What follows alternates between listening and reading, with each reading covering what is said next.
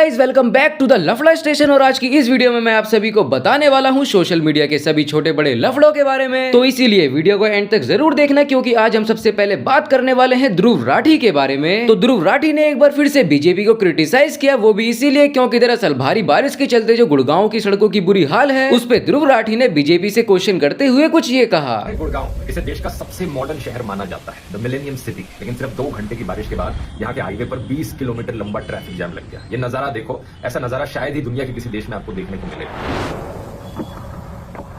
ये एक ऐसा शहर है जहां पर लोग 5-5 करोड़ के घरों में रहते हैं, लेकिन घरों से बाहर नहीं निकल सकते पानी भरने की वजह से। ये देखो 100 करोड़ के फ्लैट, पानी देखो आप। यहाँ पर 100 करोड़ के अपार्टमेंट्स मिलते हैं, लेकिन उन अपार्टमेंट्स के बाहर ये हाल देखने को मिलता है। गुड़गांव में 5 इंजन की सरकार है, म्यूनिसिपैलिटी बीजेपी के कंट्रोल में है, मेयर बीजेपी का है, सारे एमएलए बीजेपी के हैं, एमपी बीजेपी का है, चीफ मिनिस्टर बीजेपी का है, प्राइम मिनिस्टर बीजेपी का है, टॉप टू बॉटम सब कुछ बीजेपी के कंट्रोल में है 10 सालों से। और ये हाल होता है शहर का दोस्तों जब आप सब कुछ जुमला पार्टी के कंट्रोल में दे देते। जो कांग्रेस के टाइम में, यूपीए सरकार के टाइम में मेट्रो बन गई थी, वो बन गई थी। उसके बाद से एक सिंगल लाइन एक्स्ट्रा किलोमीटर इन्होंने मेट्रो की एक्सपेंशन नहीं करी है पिछले 10 सालों से। 2009 में कंस्ट्रक्शन शुरू हुई थी रैपिड मेट्रो की, 2013 तक काम खत्म हो गया था, पहले स्टेशन बन गए थे। 2017 तक उनकी प्लानिंग में जो भी कुछ हुआ था वो फिनिश हो गया था। उसके बाद से कुछ नहीं किया है इनकी सरकार ने। ये सारी डबल ट्रिपल क्वाड्रपल इंजन की सरकार ने बस शहर का नाम बदला है। और ये इकलौता उदाहरण नहीं है, भोपाल के साथ भी यही हुआ है। भोपाल में भी ट्रिपल क्वाड्रपल इंजन की सरकार चल रही है। पिछले 20 सालों से सिर्फ बीजेपी ही है हर जगह पर, और पिछले 7 सालों में सिर्फ 7 किलोमीटर उन्होंने एक्सपेंड करी है अपनी मेट्रो। ये जो किलोमीटर लंबे ट्रैफिक जैम लग रहे हैं, इनका सिंपल सा सोल्यूशन है पब्लिक ट्रांसपोर्ट पर फोकस करना। सोचकर देखो, टिल डेट एयरपोर्ट का गुड़गांव से कोई डायरेक्ट मेट्रो कनेक्शन नहीं है।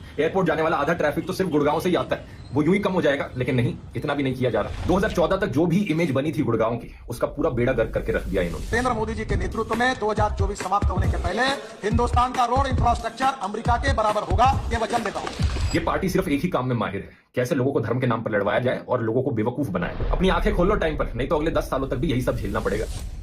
एनडीसी के साथ अब हम बात करने वाले हैं एजाज खान के बारे में। तो एजाज खान ने मृदुल को ओपन वार्निंग दी, वो भी इसीलिए क्योंकि दरअसल मृदुल ने बिग बॉस के घर के अंदर तानिया मित्तल को ये कहा था, अगर आपको इज्जत चाहिए तो आप बिग बॉस के घर में नहीं मंदिर में जाके बैठो। तो उसी पे एजाज खान ने मृदुल को वार्निंग देते हुए कुछ ये कहा। मृदुल ने एक स्टेटमेंट दिया था जिससे बहुत ज्यादा ऑडियंस को पसंद नहीं आया था, स्पेशली फीमेल को, कि अगर आपको रिस्पेक्ट चाहिए तो मंदिर में जाओ। जो अरे बेटा, तेरी मम्मी और सिस्टर मंदिर में बैठती है क्या बेटा? मृदुल बेटा, मंदिर में देवियां बैठती है, और देवी बनने के लिए औरत को 100 जन्म लेने पड़ते हैं, उतने सेक्रीफाइस करने पड़ते हैं। बेटा, औरत की इज्जत हर जगह जरूरी है, करनी है। जब तक तुम्हारे यहां ना आए तुम उसकी इज्जत करो, भले वो तुम्हें थप्पड़ भी मार दे, करो इज्जत। लेकिन जब वो औकात के बाहर आ जाए फिर तू बोलना, लेकिन तू सबको एक साथ मत बोल। जिससे तेरा प्रॉब्लम है उसको बोल, वरना बेटा घसीटा जाएगा। ये बिलियन फॉलोवर तुरंत औरतें बड़ी खतरनाक रहती है बेटा, कैंची, कछेड़े, चमचे, क्या क्या लेके चलती है, वायर काट देगी बेटा। एनडीसी के साथ अब हम बात करने वाले हैं सौरव जोशी और आरजे कृष्णा के बारे में। तो आरजे कृष्णा ने सौरव जोशी को ट्रोल किया, वो भी इसीलिए क्योंकि दरअसल अभी रिसेंट कुछ व्लॉग से सौरव जोशी अपनी होने वाली वाइफ को कवर करके अपने व्लॉग्स में दिखा रहे हैं। तो उसी पे आरजे कृष्णा ने सौरव जोशी की मिमिक्री करी, जिसका छोटा सा क्लिप मैं आप सभी को दिखाता हूँ। फाइनली गाइस हम लोग गाड़ी में आ गए और गाइस शादी की शॉपिंग चल रही है। कैसा लगा आपको लहंगा? ठीक। गुड मॉर्निंग गाइस, आज के नए व्लॉग की स्टार्टिंग हो रही है गाइस, और आज तुम्हारी भाभी को नए घर में लेके जाएंगे, बड़ी मम्मी भी जाएंगी। देखते हैं उनको कैसा लगता है। आ जाओ। आज दिन के 100 चक्कर काटता हूँ मैं, घर दिखाता हूँ आपको एक ही बार व्लॉग में। कभी कोई देखने जाना, कभी पेंच लेने जाना। और गाइस मैंने बोला था कि आपकी भाभी से मैं क्वेश्चन पूछूंगा Q&A में। तो पहला क्वेश्चन आ रहा है जटायु XYZ का, जो कि पूछ रहे हैं कि आपको मास्क में सांस आ जाता है? कोविड से आदत हो गई थी तो आ ही जाता है। बिल्कुल गाइस, कोविड में सबने मास्क पहना ही, सबको कहीं ना कहीं आ जाती है। गाइस हमने पहली बार आपकी भाभी को घर दिखाया, कैसा लगा आपको घर? ठीक है। हमें तो पता है सर, हम अपनी भाभी को घर दिखा रहे हैं तो किसी वास्तु को दिखा रहे हैं, उन्होंने तो टॉयलेट गलत बता दिया। ये देखो ना, ये कंपास में आ रहा है ईस्ट में, अगर आप यहाँ सूरज आता है, आप अपना बम थोड़ी लगा दोगे। आप शादी में घोड़ी पे आओगे, किसी गाड़ी में आओगे बारात लेके? बताओ कौन सी गाड़ी में आऊँ आपको लेने? घोड़ी पे आना ना, गाड़ी में आऊँ, कोई नई गाड़ी लेके आ जाऊँ आपके लिए? अरे कितनी गाड़ियाँ लोगे आप? अभी मैंने कुछ सोचा नहीं गाइस, जब होगा जैसा होगा तब हम देख लेंगे क्या लेना है, कैसे करना है। बार बार लोग मुझे डीएम पूछते हैं कि ये पीयूषी है नहीं गाइस, हमने वो वीडियो बना दिया गाइस।